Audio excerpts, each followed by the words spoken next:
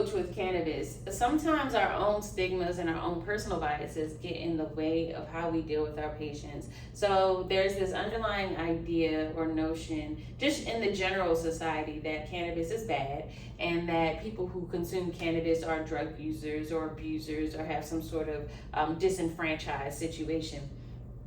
The issue with that, though, is that sometimes when those biases interfere with our own thinking process, it also interferes in the way that we deal with our patients and communicate with our patients. We're not as open. We're not as We're not as much of a trusted resource that we would have been if we had removed some of those biases. So a lot of times we need to take accountability and bring to our awareness what our personal biases are in relation to cannabis being medicine, in relation to cannabis as a whole, and then just people's choices, wellness choices, what they choose to do on a regular basis as part of their daily experience, right?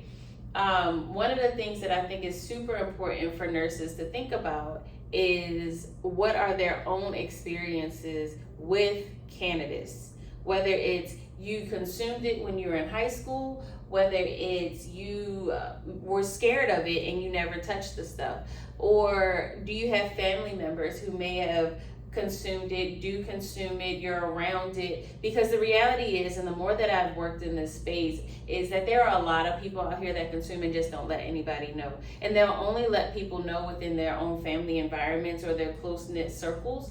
But the thing of it is that nobody is immune to being a part of what the experience of cannabis. It's just that everybody's experience looks different. And then the idea that you have to do stuff under the radar or kind of under the rug gets in the way of organic relationship with the plant.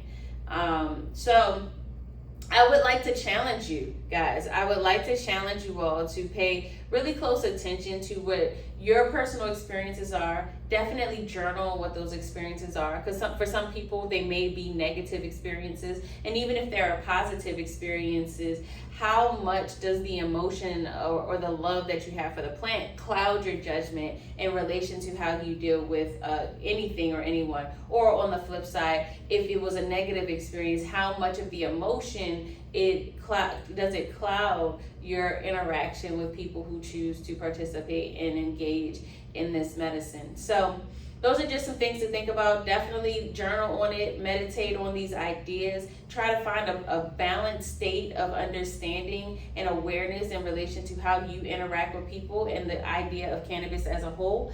And I would love to know your feedback.